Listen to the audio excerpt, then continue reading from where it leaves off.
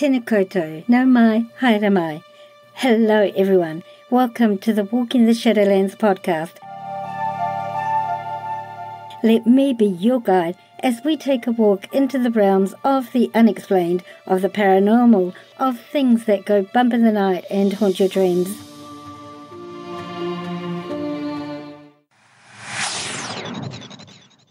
Your hosts? I'm Marianne. Thanks so much for joining me today, tonight, whatever time it is, wherever you're living in this beautiful world of ours. Sit back, relax.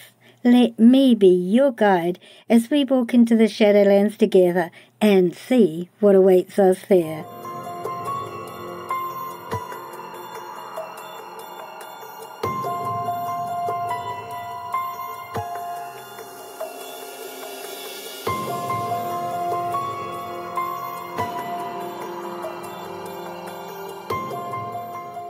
Kia ora. Hello everyone, from my beautiful homeland of New Zealand to the over 85 countries who listen to my podcast, Walking the Shadowlands. If this is your first time with us, thank you for choosing to listen. If you're a regular listener, then it's great to have you back with us. It's a bit of a special episode in more ways than one today. It's our 100th episode of the Walking the Shadowlands podcast, this 25th of January, or 24th if you live in the Northern Hemisphere, 2022. I didn't even imagine when I first started the creation of this program, with much thanks to the members of my Walking the Shadowlands group who suggested and encouraged me to begin this podcast, that we would even have a dozen episodes. So it's a milestone that I'm very happy to share with everyone.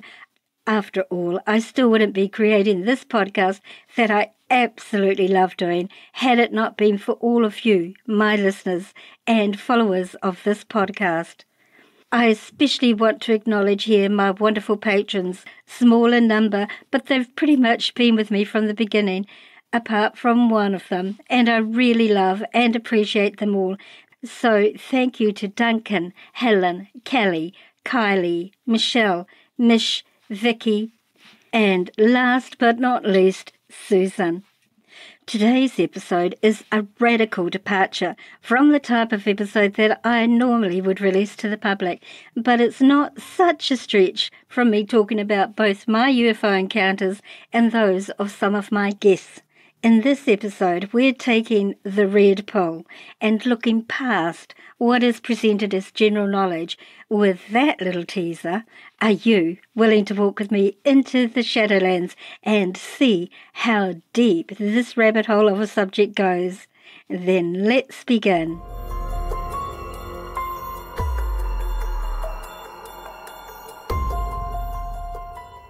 This is the first time in 9 seasons that I've ever had a guest like this on my program. We're going to delve into an area of the greater UFO government-related field that's been brought to the public's attention for a few years now. But mostly those who have shared the information have been ridiculed, mocked and laughed at. Of course, some of them are absolutely disinformation with a little bit of truth thrown in. So people will resonate with the truth and not really question the untruths or misinformation. But some, like my guest, are genuinely simply sharing their knowing. And as an experiencer myself, I can validate much of the information that my guest will share with us.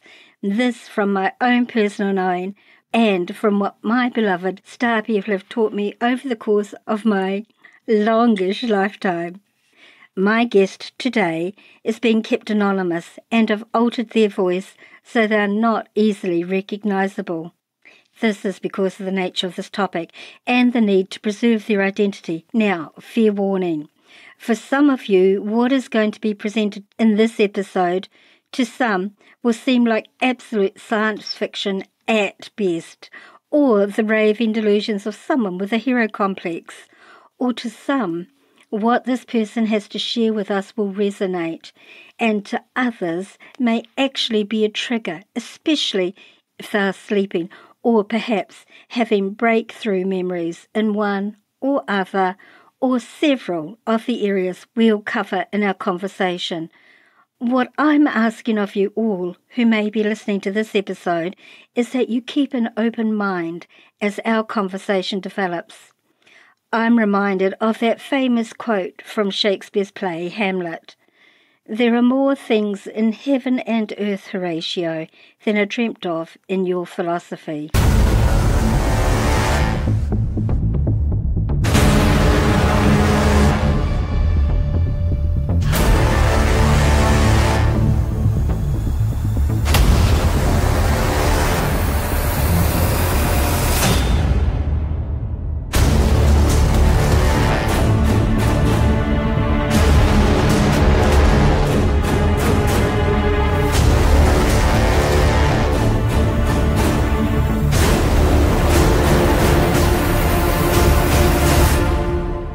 Luca, thank you so much for joining us today. I'm really grateful for you doing this again. I will say to my listeners, we actually talked yesterday. We had a wonderful conversation for close to 2 hours, or actually a little bit more than 2 hours. Yes. And then when we finished, nothing recorded, nothing, even though the recording was turned on. And I was absolutely gutted, both for Luca and for myself, because it was a really raw, amazing conversation. So Luca kindly agreed to try again today. We have the recording going, and I can see it recording on my screen. So fingers crossed it works this time. Luca, I really appreciate you coming back and doing this again. And I appreciate your willingness to go back and again talk about things that are very emotional and sensitive to you. I'm so very grateful for that, and I will try and be as considerate as I can with my questions around the sensitive subjects. So first of all, Luca, can you give us a little bit about your background, your childhood, where you came from, do you have siblings, that sort of thing, just so my listeners have a little bit of an idea of who you are? Absolutely. I grew up kind of in the Midwest of the United States, so kind of in the Corn Belt, kind of Tornado Alley area.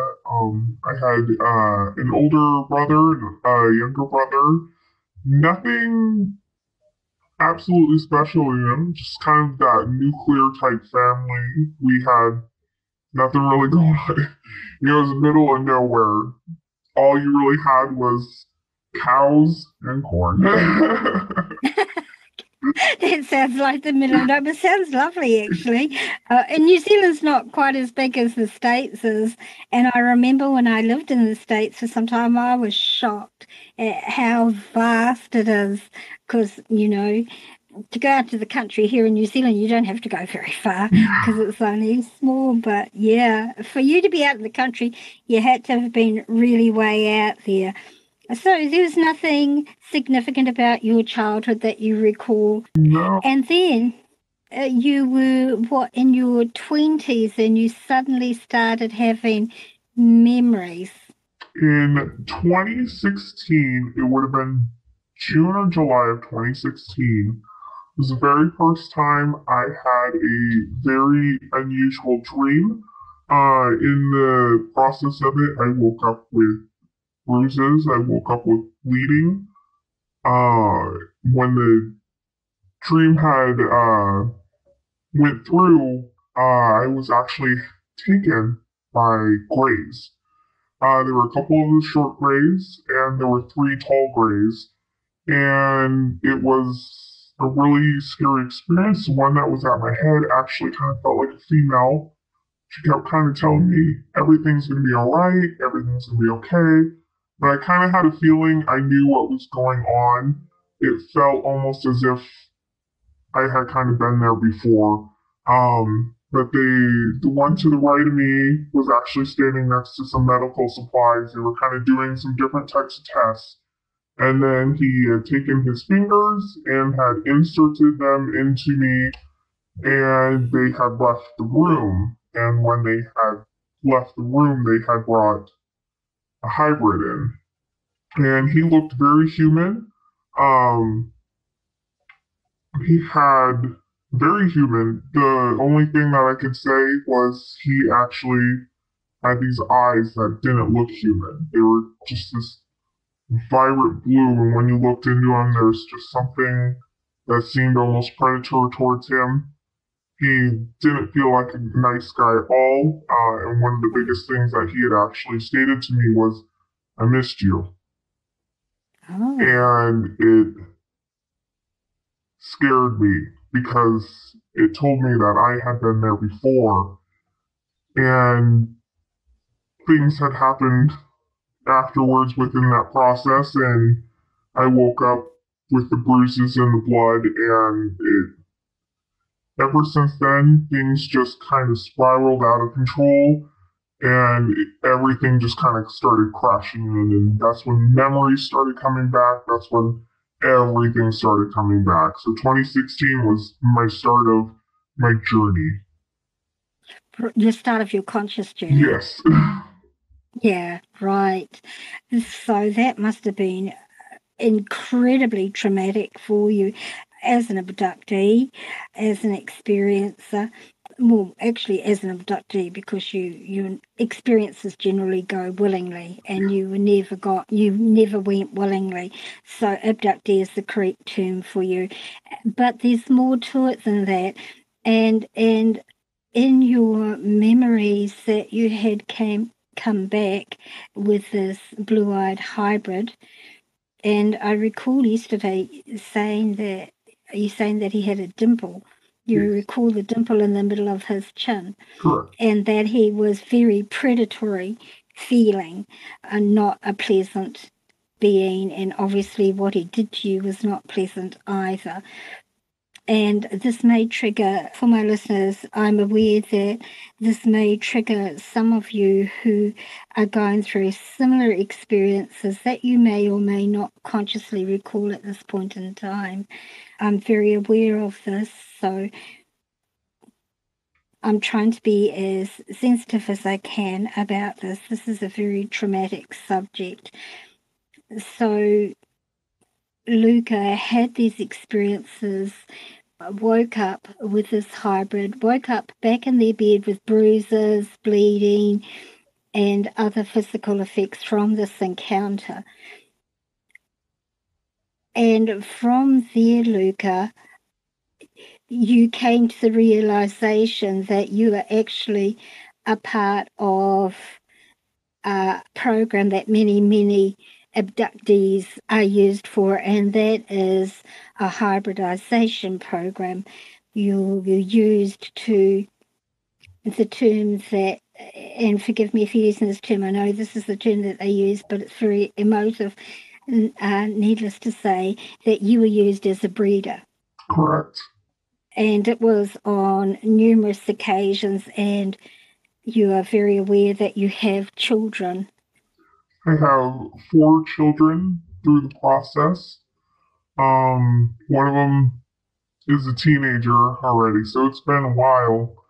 I have Zika, Ranga, Dilavian, and Collision, and I haven't met the twins, which are the 2 youngest ones that I had named. I had met the 2 older ones at one point in time, but their father had taken them for what he would say protection. You're not the first person who's been part of this program who's seen their children and sometimes has been allowed to hold them briefly, but then they're taken off them. And it's heartbreaking to me as a mum to hear this for you all. I know that even though you've worked through this, it still hits. It, And how could it not? How could it not? it definitely hurts. It does. So, and the reason I brought this up is because it's relevant to the rest of your story. So let's move on from there, because I think that it's enough to know that this was initially where you were, but it's not the only aspect of your story. It's just a part of your story, a very painful and significant part, but just the beginning part, really. So from now, let's actually sidetrack a little bit off that. Now, This breeder program is also involved with some US government programs. I know of the MK Ultra. Is it still called MK Ultra these days? As far as I know, it's actually called the Monarch programming right now. Monarch. Right, that's right. I knew there was another name for it. So that's involved with this as well. Now, one thing, listeners, that I've said a number of times on this program over the years is that the US government made an agreement with a specific star species in return for being able, well, they could have taken people anyway, but in exchange for information, for technology, for stuff like that. And so the factions of the US, and not only the US, other militaries in the world are involved with these ETs, working with them quite closely. So one of these offshoots is the Monarch program. And now some of you may have not heard about the Monarch program. It's a program where children are taken, they are put in horrendous situations that cause their minds to fracture. And their minds compartmentalize so they can be controlled. There's a movie out called The Manchurian Candidate, which covers this quite well. So if you haven't seen it, listeners, go and have a look at it. It covers mind control, and the person who is a subject of this generally is not aware that they are a part of this because their mind is so compartmentalized that they don't know. And they usually have somebody who's a handler who keeps an eye on them and who gives them their tasks, whatever it is that they have to do. Now, that is not science fiction, that program. That is very real, and it's been going on for decades. I believe it was started by the Germans during the World War. Was that correct? MK Ultra, they did have a little bit of that. It obviously wasn't called that during Nazi Germany, but in America, it actually started in the 1950s. Is when we started in CIA program. Right. But it was a follow-on from research that had been done during the war. Correct. Right. And that was with German scientists who they allowed to escape the trials in order to work for the US government. Correct. Of the world government. So it's a pretty convoluted rabbit hole we're going down today, everybody, but it's not conspiracy, it's actually very real. And there are many brave people who have spoken out about their involvement in the Monarch program. I can think of two offhand, I can't think of their names specifically, both women, both very, very brave. Coming out, I think they came out maybe in the 80s, started talking about their experiences. Yes. So it's quite horrific. So the US and higher world governments are complicit in this whole thing that we're going to talk about today. So there you were in this program and likely had been, as a child, subjected to that sort of thing as well. Correct. Right. That's horrific. And then, so you have this meeting with this hybrid, you are part of this breeding program, but that's not all. That's only part of how you have been used, and there's no other term for it, in your lifetime. Now, I've spoken many times on this, a few times on this podcast in different episodes about how, and certainly in my Facebook group, about how star people are able to take a person's soul, the essence, out of the body. These physical bodies that we use are only vessels, like cars that we use to drive from place to place. They're not who we are. our soul is what animates this body, and technology is available for star people to remove a person's consciousness, their soul, from a physical body and to actually split it and place it in different bodies. So you can have the one consciousness in more than one body. And this is something that I've been aware of my entire life. This is not something that I've read. And certainly it's something that Luca had happened. And some could say that it's part of the monic programming. But let's listen to Luca as she talks about this a little bit. I just wanted to give you all a little bit of heads up about this, so you had a bit of understanding. So, in my process of discovering everything since 2016, I'd actually learned that I had at least fully two different alters, possibly more than that.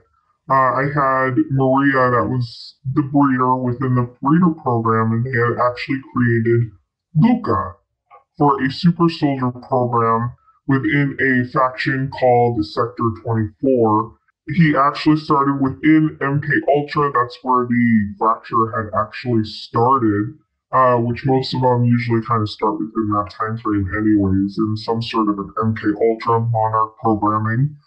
And from there, he had actually become a super soldier within this facility and had gone on to do many different missions that were beyond what a lot of people would be aware of. We're doing battles in so many on different planets, space, different dimensions. We're everywhere. And this isn't just a couple of people, these are thousands of people. Right. Can we just backtrack a bit, Luca? Mm-hmm. Now, so the Super Soldier program is something that's just that some people have just started speaking out about, maybe in the last 5 years. Is it about 5 years or something like that? There's been a few people that have come forward and said, I was a part of this program. Mostly they're male that have come forward and said it, but it's not only males that are a part, and it doesn't matter what sexual soul that matters. It doesn't matter what sexual soul is. You're put into that body, and that's what you operate. Now, can you explain what the secret space program is, please, Luca? Because there's people who will not have heard of it. Absolutely. So the secret space program actually it started in the 1940s. It actually started in Nazi Germany. Right during the war, they had actually been working with extraterrestrial technology. They were reversing it, and they actually had a facility in Antarctica. So nearing the end of the war, once they realized that they were losing, they started going off to Antarctica. Some of them were going off to South America, which we actually have information about. And from there, they had actually started the secret space program, but the United States didn't really actually get into it until about the 1950s.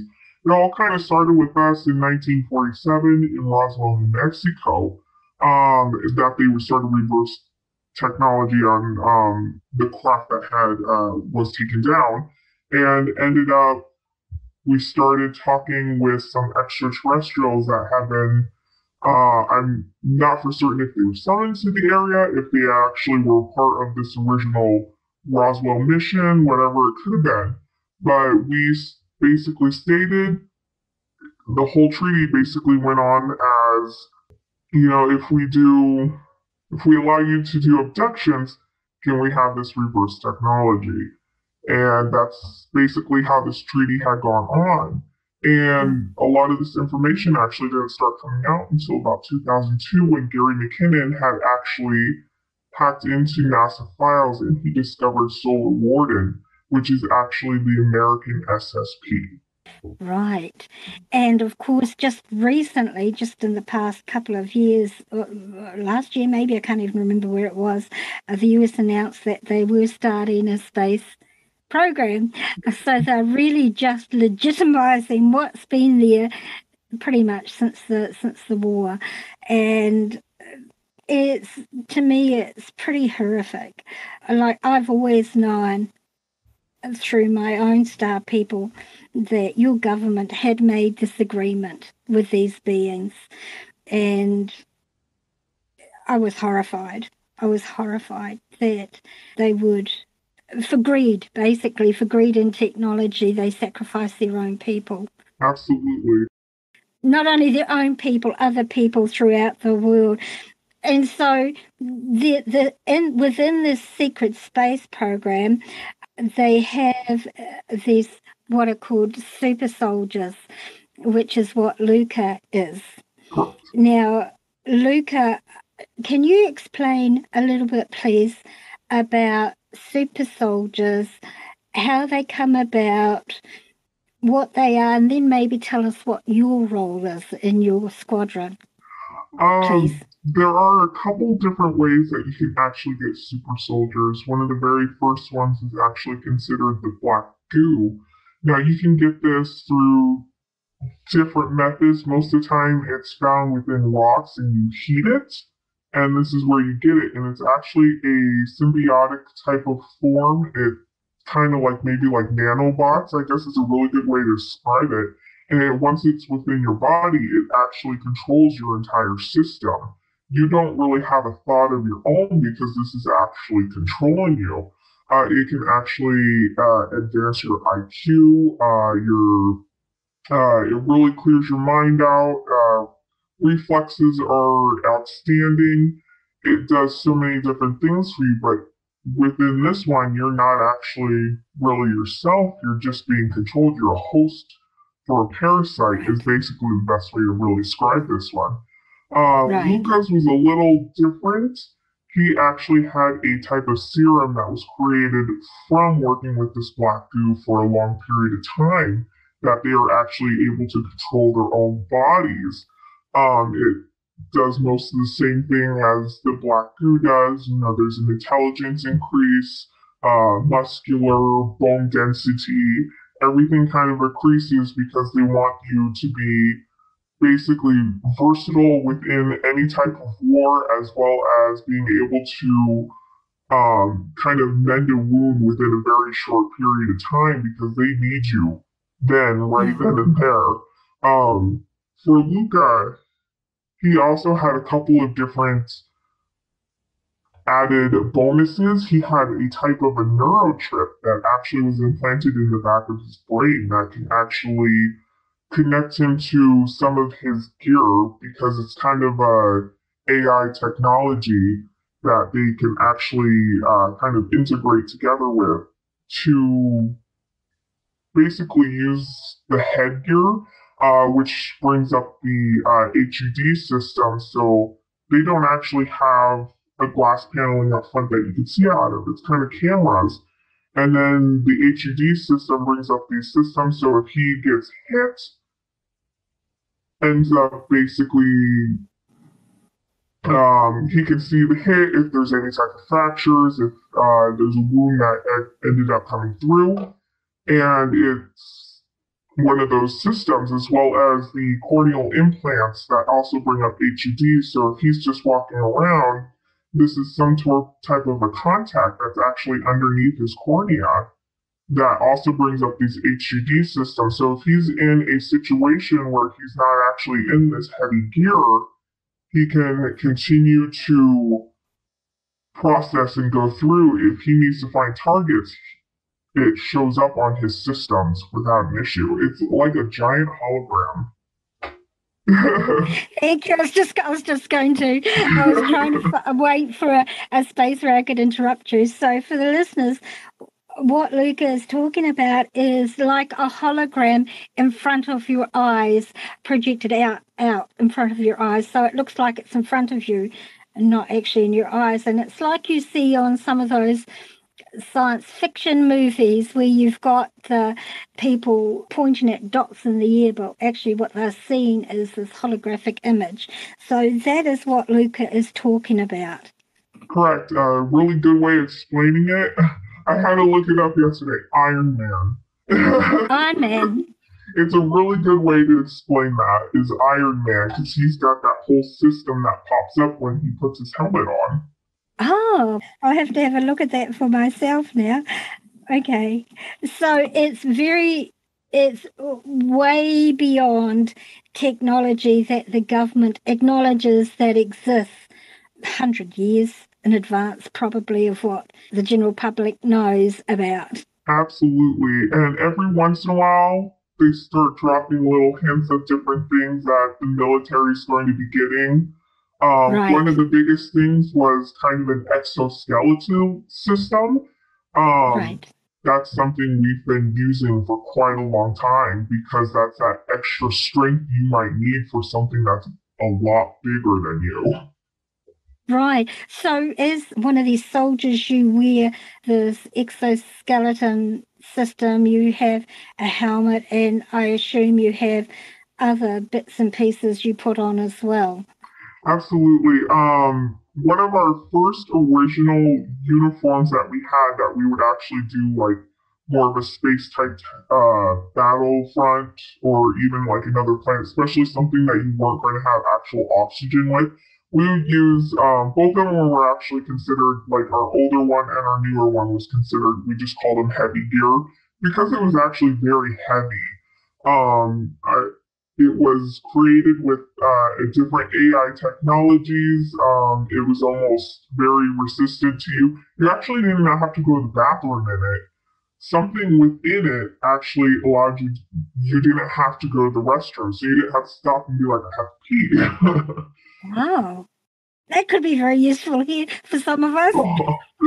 uh, but that helped them out a lot because you don't have that time to stop to do that. So once you had this Right. gear on, it worked really well. Our original one, the exoskeleton actually went inside the gear and it actually sat on our spinal column and it actually shot different little pieces out into your spine and basically went into your brain.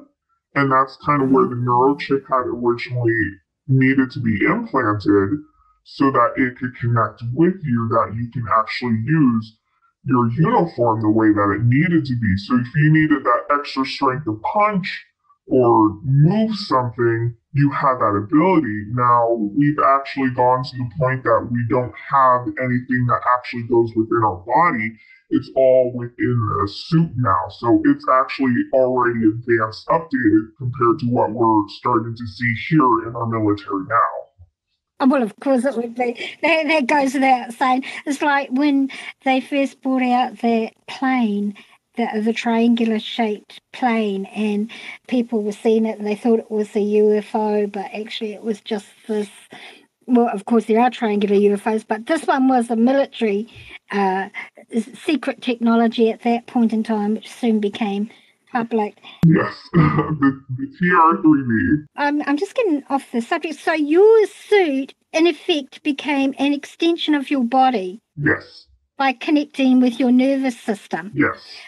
So that would have made it very responsive to anything that you.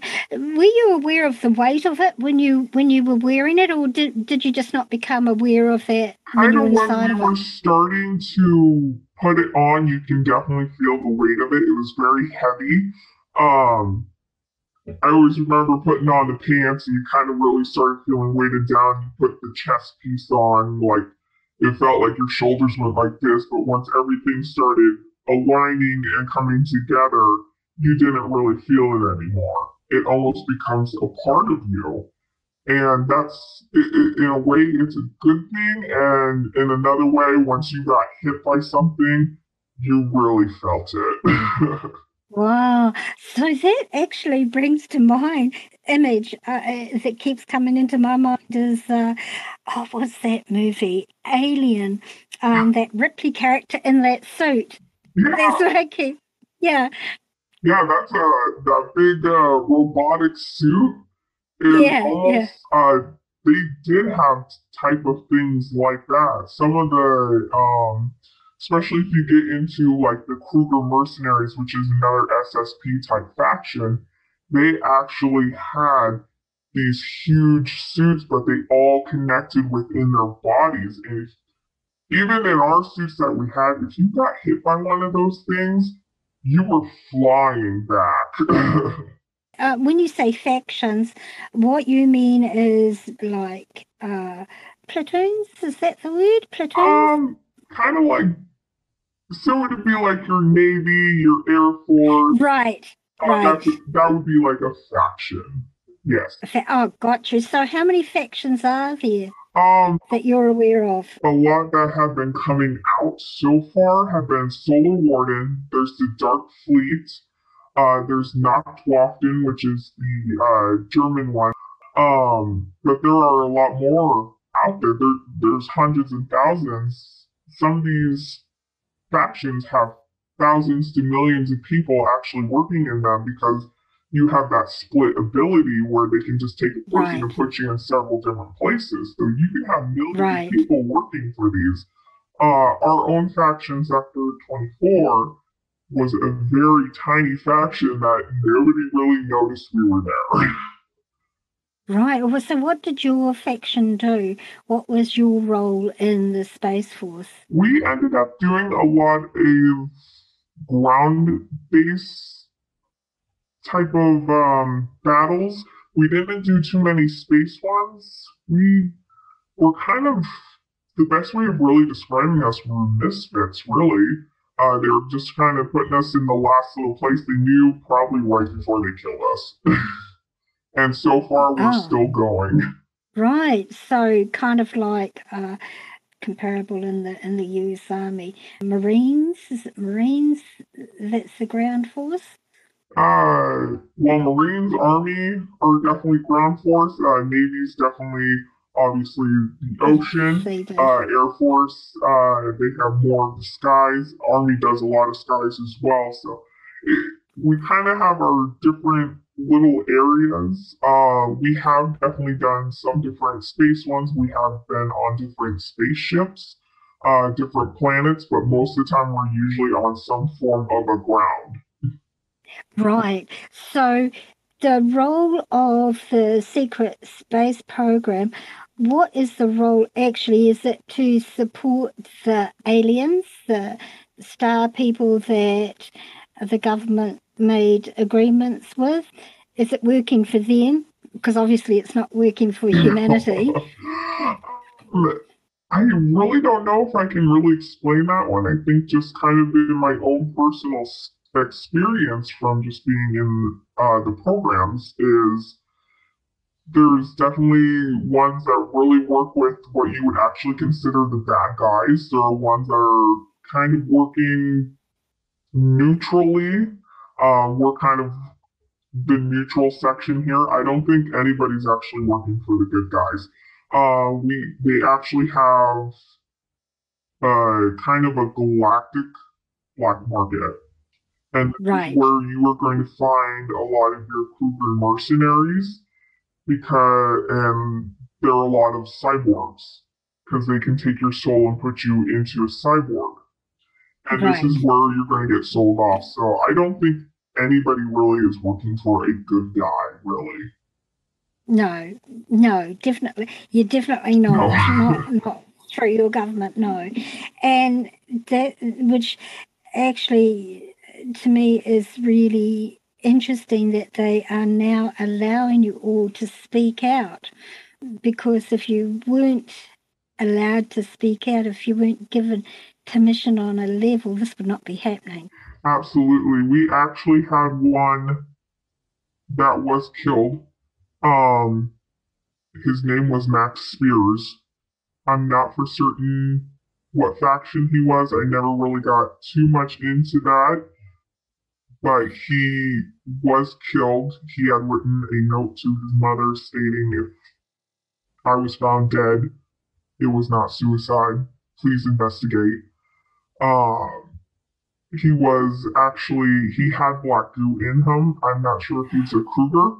He was actually vomiting the black goo out. Yes. Yes, I remember reading about that. So he was kind of one of those first that really started opening up and it allowed for other people to start opening up. Maybe it's just one of those things you can't kill us all. Well, perhaps. Perhaps. So, in your team, what is your specific role? In my team, I am the commander. I really can't tell you how I got that. I think it just had my involvement with the MK Ultra because of who had ran the programming that had designed it with that specific area. I had a connection with. Uh, so I think that's what led me to being the commander of my own team. But we are just a band of misfits. We have three of them that actually just came off of the streets, and we had two that were actually in other types of programs in the system. So we were coming from everywhere. Right. Very interesting. So, part of the thing with the super soldiers is obviously they don't want soldiers that have compassion or the finer emotional components of being a human, or even some star people. Compassion, love, they want you to be brutal killing machines. Pretty much that's what you are. Yes. So I assume that in some way they suppress that aspect of yourself.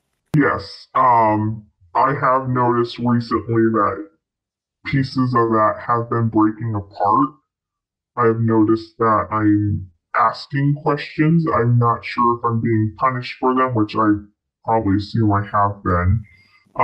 Just asking questions of, are we the good guys? Are we the bad guys? And that could be just from the distance that we have from the original MK program that I had started to now. Maybe that conditioning is breaking, but the rest of the team is also starting to ask a lot of the same questions. You know, it's great that you guys are even thinking like that these days. You never would. No. 10 years ago, 5 years ago. No, not at all. It would be punished severely. Yeah. Yeah. And I also tend to feel that this is part of the reason why they're allowing you to speak out now. I hope so. As I said, last night was fine, so hopefully we're okay. Yeah, well, they would have come down on you right away. With your team, as far as you know, you are still active in the service. Yes, we are active. The memories come back constantly. It could be different war type memories. We do a lot of kind of meetings in a conference room, kind of where we're getting everything set up, getting ready to go out. So I know it's definitely still active. Right. And you did mention yesterday that you are still waking up with bruises and cuts and stuff like that from time to time. Yes, I wake up with a lot of bruises. I've had memories, obviously, of being shot, being stabbed, just a whole bunch of different horrible things that you wake up to, and there's bruises on your body. There's blood where there definitely should not be blood. Right. And one of the things about being one of these super soldiers is that your body has the ability to auto heal. Yes. Which is pretty scary, actually. Mine doesn't get that ability, though. No, not your this aspect, no, but Luca aspect, certainly. And one question that I have is, are you guys ever used to escort abductees? I can't say we've ever done that. I don't think we've ever have. I know we've been in a large conference. We had actually went with our superiors basically as bodyguards to this giant conference in a big white room that had like everything just formed perfectly together in this beautiful big dorm of white light, basically. Um, we went as bodyguards, but I can't say I've ever done any type of abduction. Not so much abduction, more escorting people from one place to another. No. The reason I ask that is one time, and I don't work with you guys at all, but one time I recall when I was out doing my thing, I recall seeing some soldiers with some abductees. I can't say we ever have. Right, there's so many of who knows, and it could just be the regular military as well. Oh yeah. Not necessarily you guys. I don't even really know how to explain that. Like, you got your lower guys, and then you got the guys that build up, and next you know, they're doing that secret stuff. So definitely your own militaries, like your Navy, your Air Force, any of that, they have their own secret little sections in there too. Right, and I do know that some of them are involved with the abduction aspect of it. I do know that for sure. But I was just wondering if it was your side or just the regular. So obviously it's just the regular side.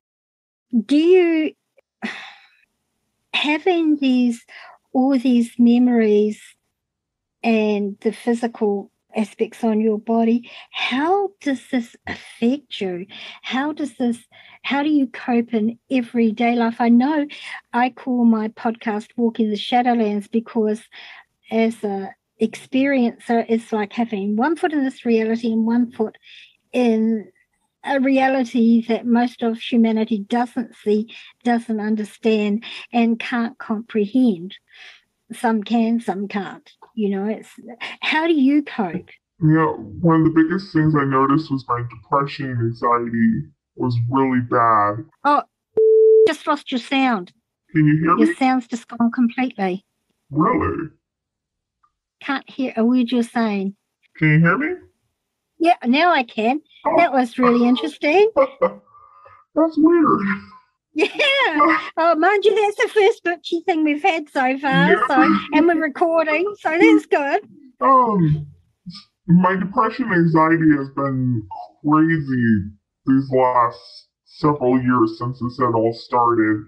You can get a flashback even not in your dreams. It could just be, you're in the middle of work and bam, there it is. And eventually you just learn to, sit there for a second, take it in, and go back to work, really, is what goes on because there's no way of controlling it. So you just cope with it. There's not much else you can do. No. Right. Yeah, and you must honestly have PTSD from everything that you've experienced, not only the super soldier aspect, but the breeder aspect and the MK Ultra Monarch aspect, knowing that you were a part of that. And generally speaking, this is intergenerational. So you were obviously groomed from a child.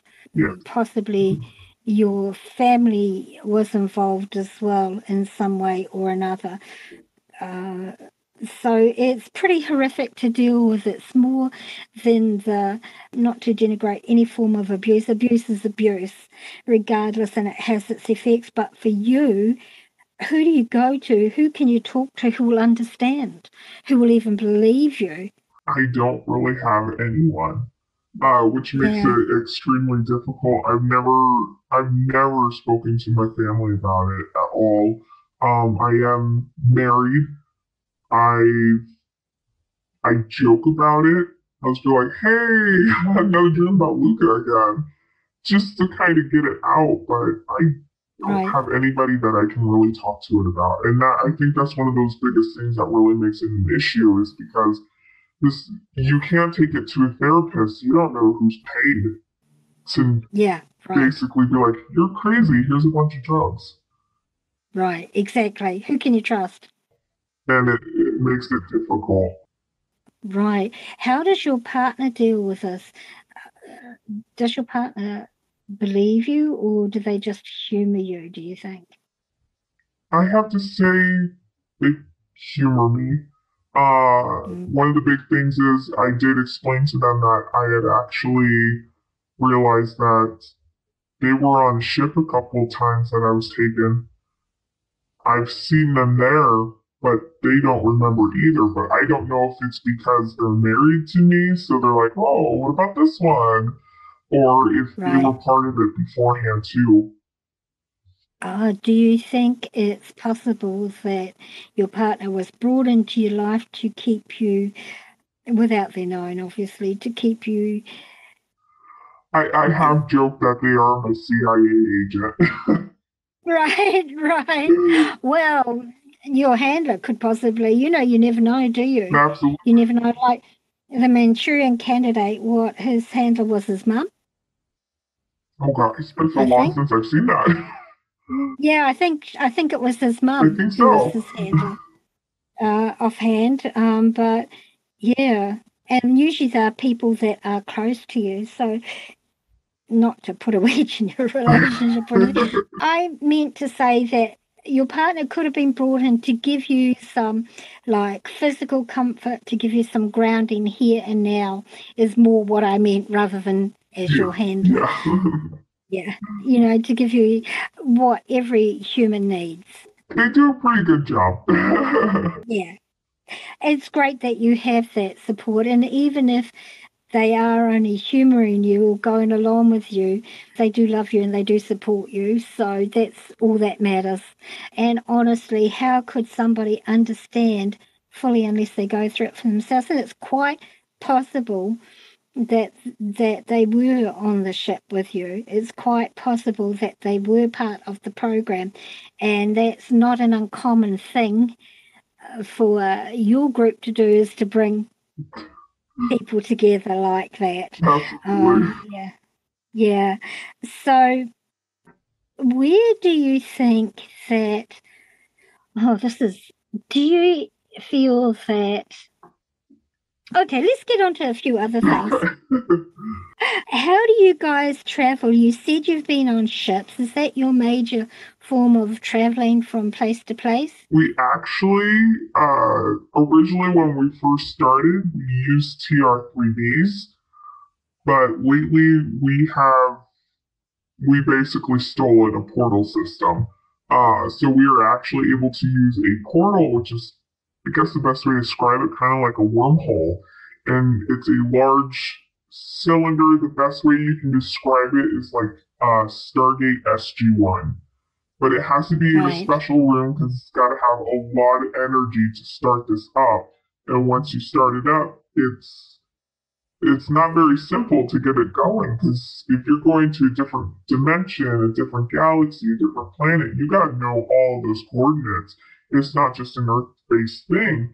So once you get that all typed in, you get this beautiful blue hue that pops up in the center of this, and you go through it, and next thing you know, you're where you need to be, and it's a lot quicker than the technology they originally had. And I know a lot of other facilities actually use a portal system. It just makes it a lot easier. A lot quicker, right. And of course, like I mentioned yesterday, I asked my star people, all this information in like the Star Trek, these science fiction movies, even some TV series like the X-Files, they had a running bit during one of their seasons about the black goo. Yes. And one thing I've noticed with your team is that they always put it out in public. They don't hide what they do, but it's in your face, but most people don't recognize it. Yes, one of the biggest things you can do is literally go into your movies. Your movies have so much disclosure within them. Uh, Mm. Most of your Avenger movies, your MCU movies, have disclosure in them. There's a movie with Matt Damon, Elysium, that has disclosure, like we've just discussed yesterday. The Matrix has Yes. disclosure in it. There's so much in there that Manchurian Candidate, obviously. My partner and I yesterday were actually talking. There's a movie with Kurt Russell called Soldier. That's another disclosure of MK Ultra. So they put it out there so that they can desensitize you to it. So Right. once it all comes full, you're like, oh, that's right, I've heard about that before. Exactly. It's all part of social manipulation.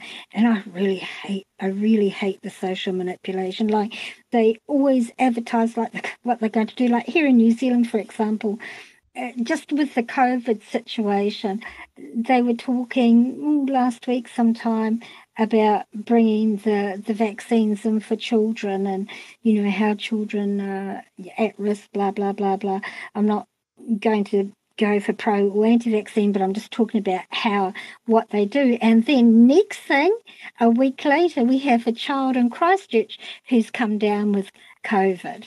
Absolutely. Yeah. So it puts the fear out there, gets people scared. Oh my God, this child's got COVID. I better get my kid vaccinated. Or not, as the case may be. But it's how they manipulate us. And it's so obvious. When COVID first came out, I put in 2020, I put out, as we talked about yesterday, I put out a mini podcast episode called The End Game. It's only 20 minutes, and in the beginning I talked about social manipulation and how we're overtly socially manipulated, and like they use words like the new norm, and they repeat these phrases, repeat them, so that people accept that this is the new norm, this is how it's going to be from now on, where actually it doesn't need to be in the least. But that's how they... There's actually a really good movie out. It's a really old movie. Now, what's it called? They or something like that, where this guy puts his sunglasses on, and instead of all the busy business around him, on the signs it says, buy this, eat this, do this, Oh, you know. yes. Yeah, I can't remember. I think it's They they. they live or something? They live, Yeah. that's it. Yes, Everyone yes. trying to look it up here. And it's all about social manipulation and how humanity is manipulated. And it is actually really well done, because this planet is very, very tightly controlled. Humans only have the illusion of free thought, the illusion of freedom of choice. Actually, they don't. Everything is pretty tightly controlled here. I know we're talking a lot about movies, and people can say, oh, well, you guys just got a rabid imagination, you're crazy. But actually, that's the MO. They put it all out there so people can see it. I would love for this to just be a rapid, random imagination type thing, but this is something that comes to us almost daily. When you're waking up with injuries and things are happening, I wish it was just a movie. Exactly. And why would you put yourself out there? Why would you expose yourself to potential ridicule and potentially harm for your family if this wasn't very real? And I can validate a lot of what you said from my own knowing that my star people gave me way before I even heard of any of you guys or what you do. Like, I've always known that your government made this pact with these group of beings who don't have humanity's best interests at heart.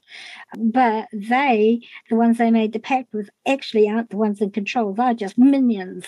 They're just minions. They think they're all that, but actually they are not.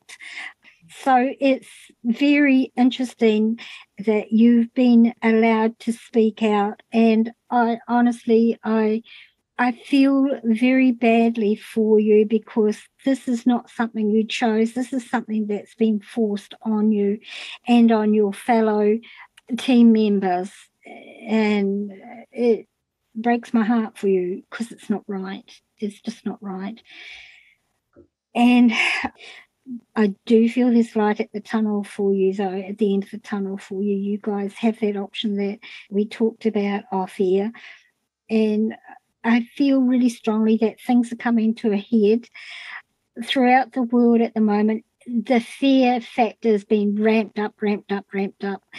and people are being encouraged to turn against each other, the vaxxed against the unvaxxed, family members against family members, because it stops people from questioning, it stops people from looking and seeing what's going on around them when they're so caught up in these little bits.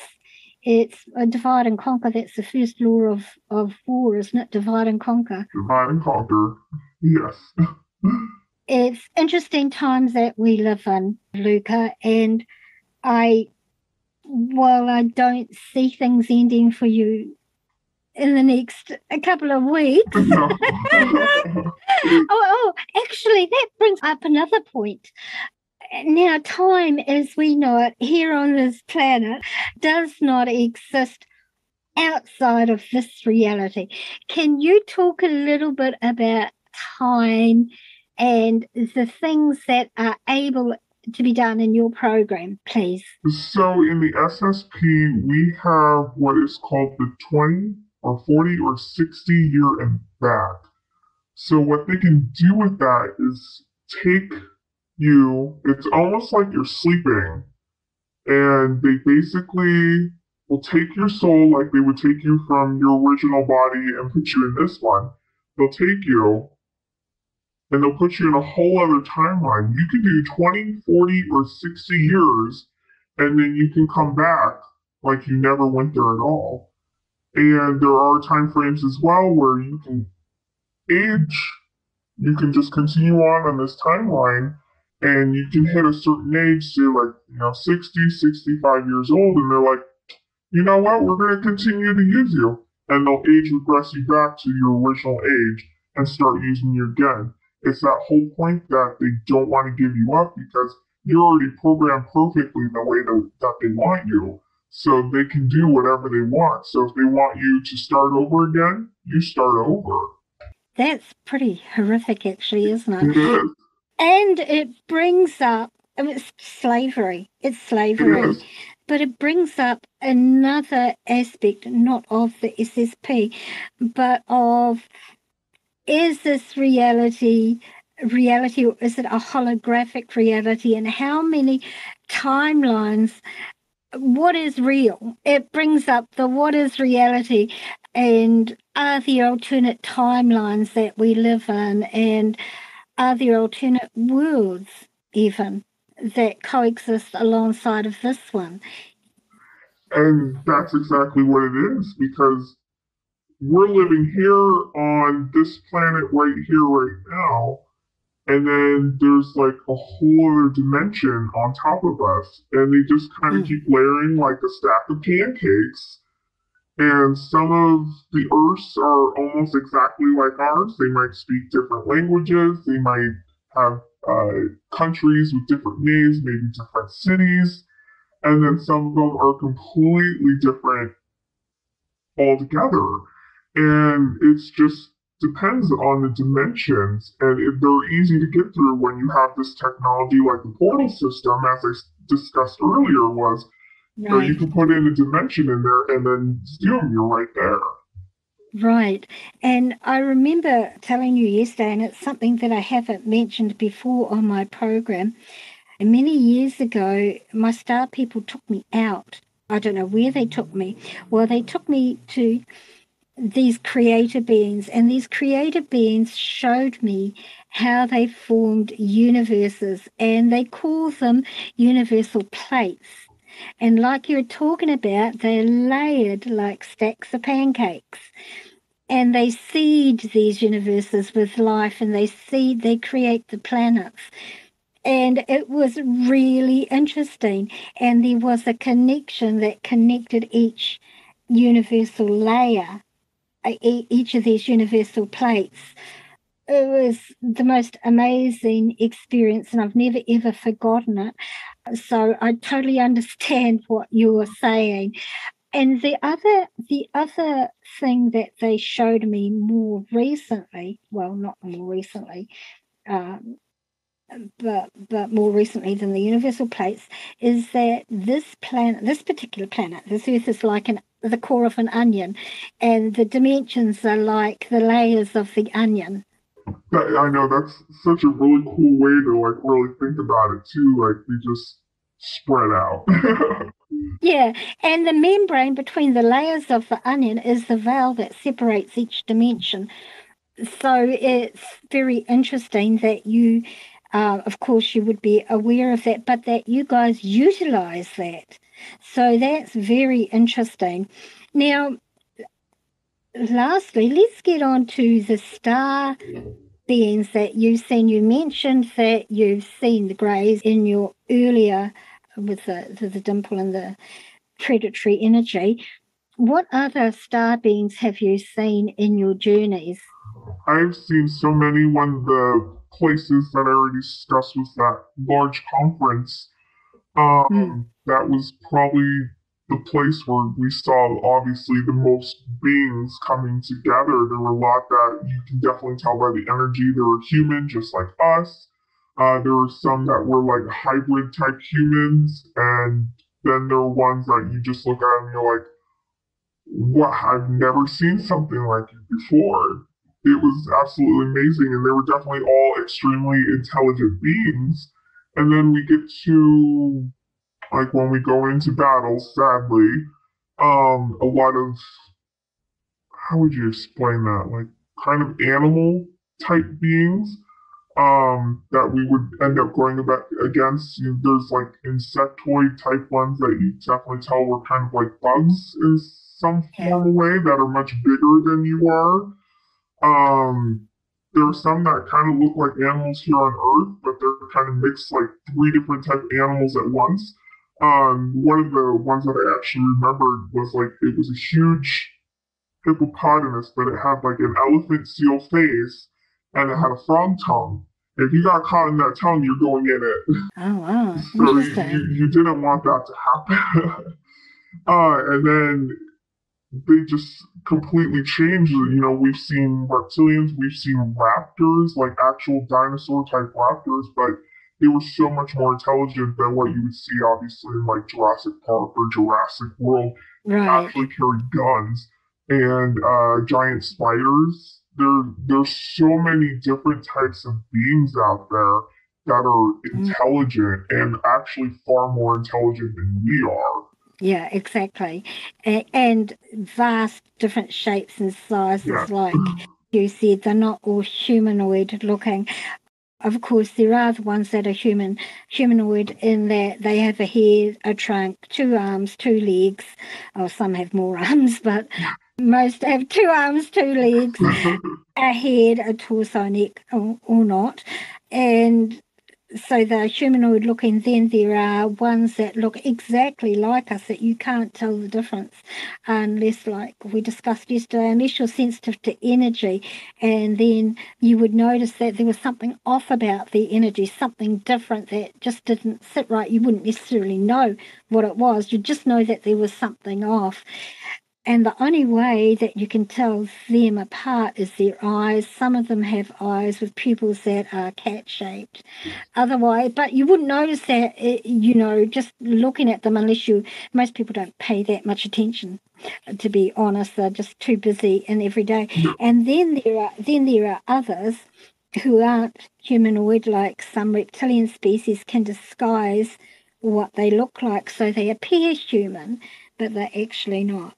But yeah, I mean, I've encountered, I recall when I was living in Auckland City, which is one of the major towns here in New Zealand, I was walking down the road one day and this woman walked past me, beautiful woman, tall, long dark hair, beautiful eyes, and she looked directly at me and smiled at me.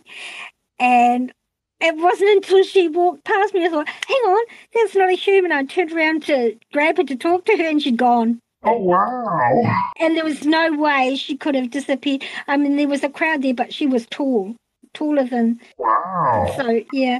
And I was so gutted. But, she knew that I wouldn't recognize her energy. That was why she looked at me and smiled.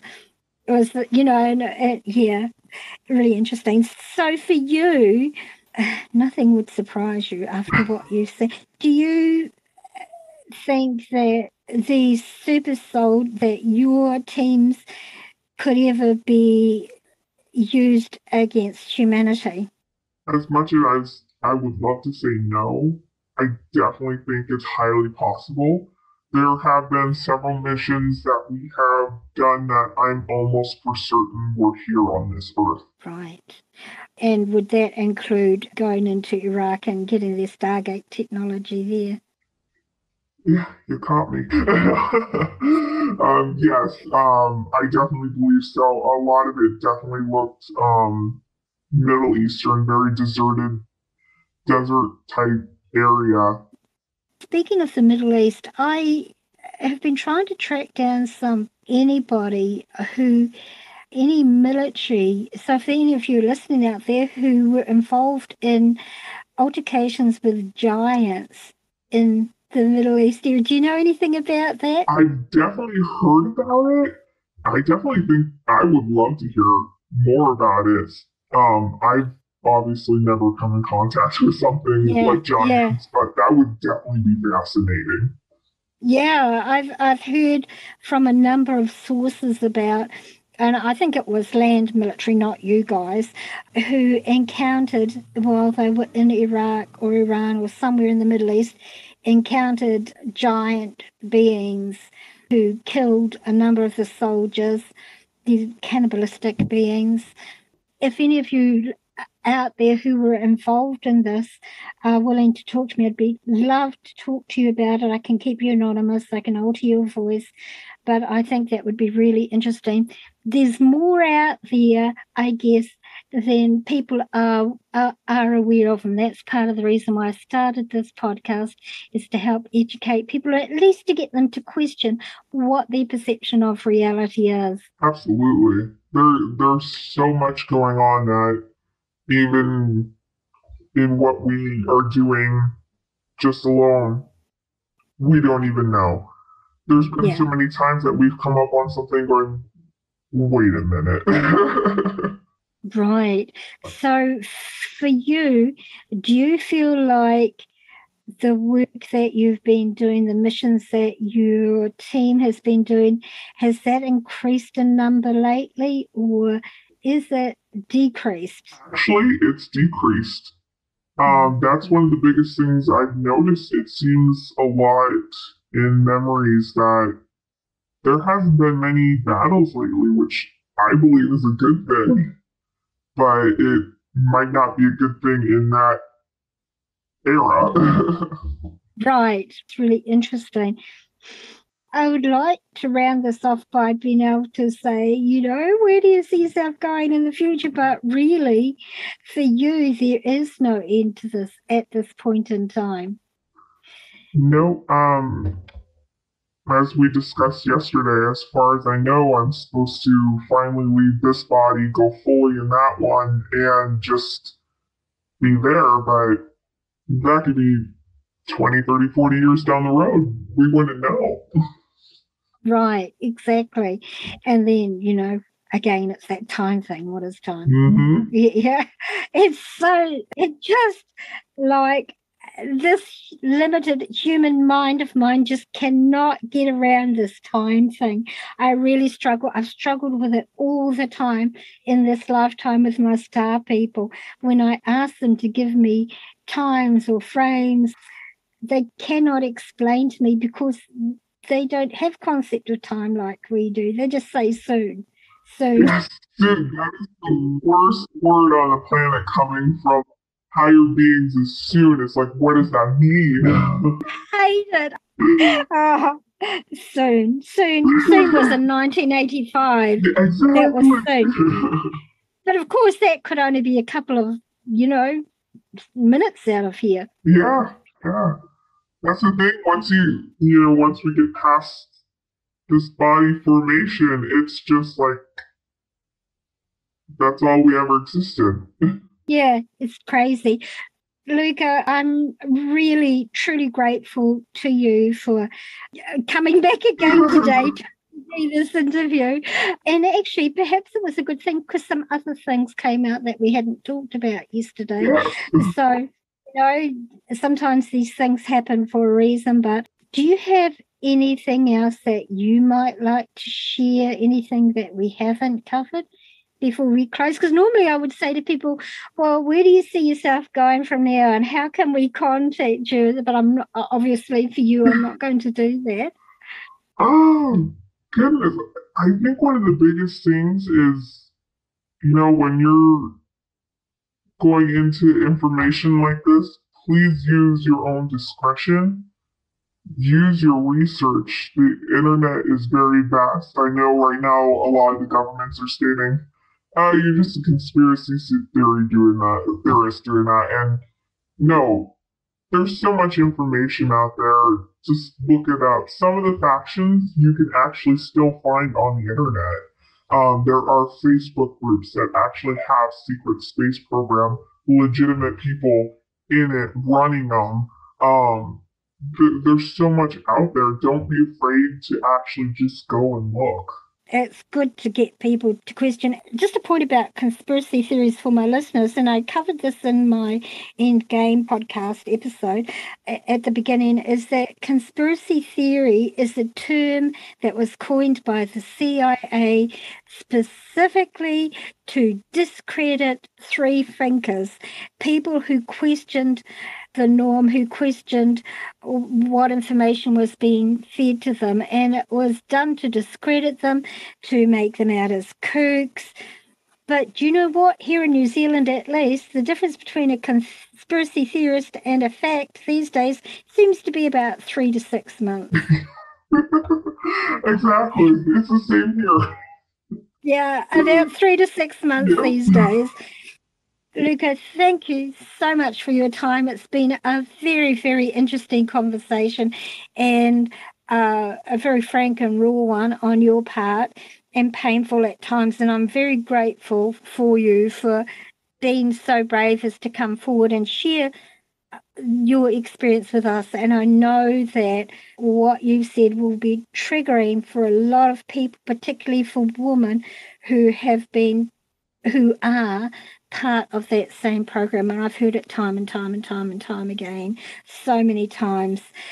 And for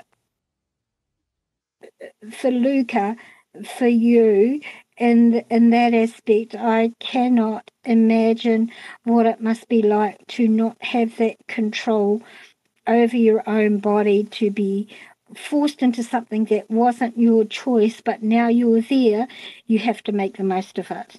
And that's exactly how it is. And for the women that are experiencing the breeder program, there are so many of us out there. Do not be afraid to talk about it. A lot of this, it may seem like extraterrestrials, and it usually starts off that way. Once you start seeing military people start speaking out, because it's happening so much that you need to talk about it. Thank you for being so brave. Thank you for your time. It's been a real honor to have you share your story and your experiences with my listeners. So thank you very much for that. Thank you so much for having me.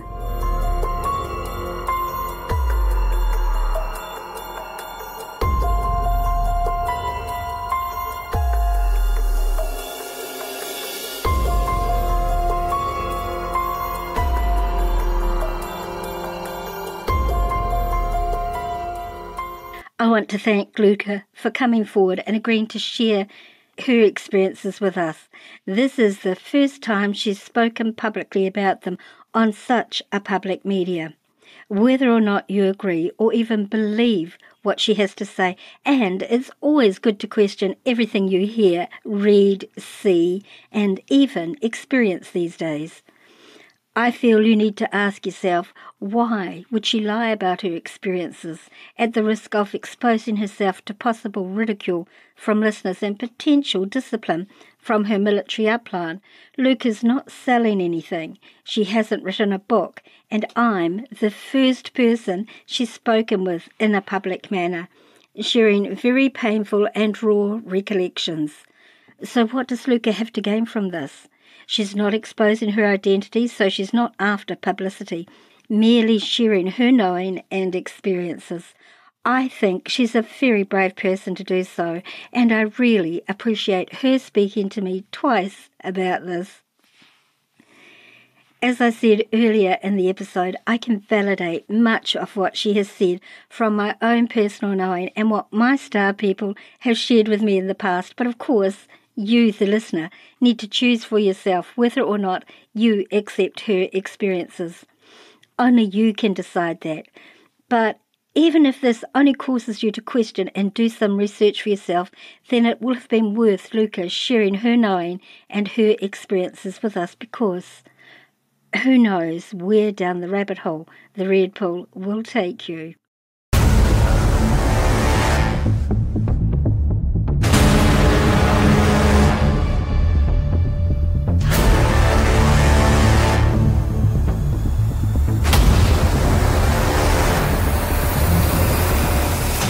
Today's bumper music was called Space Battle.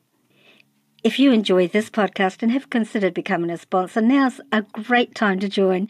Just head over to patreon.com/MCC15 and sign up now. As a patron, you get early access to the podcast episodes and a special members-only page on the podcast website that has bits that end up on the digital cutting board, and little extras like full, raw, unedited video conversations with guests, EVPs caught during the conversations, and so much more. Also, you can download full written transcripts of each episode, and you get my absolute appreciation and gratitude. Patreon.com/MCC15 for just the cost of a cup of coffee a month. So you don't miss out on an episode, make sure you subscribe on your favourite podcasting platform. This podcast is available on all free podcasting platforms, including iHeartRadio and Pandora as well. Also, if you have Alexa, simply say these 4 words: Open Walk in the Shadowlands, and Alexa will play our latest episode for you. Check out our Facebook page, Walking the Shadowlands, our Instagram feed of the same name, and our Twitter feed at Shadowlands10, TikTok under walking_the_Shadowlands. Like and follow for teasers of our upcoming episodes. If you don't have a smartphone, then you can listen to the episodes from the podcast website, www.walkingtheshadowlands.com. For those hearing impaired, there's a full written transcript of each episode on the website, so you don't miss out at all. Tell your friends, tell your family, tell your workmates about our show. Encourage them to listen and to subscribe also. The more, the merrier.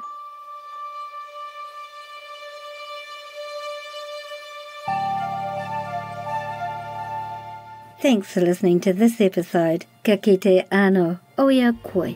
I'll see you again.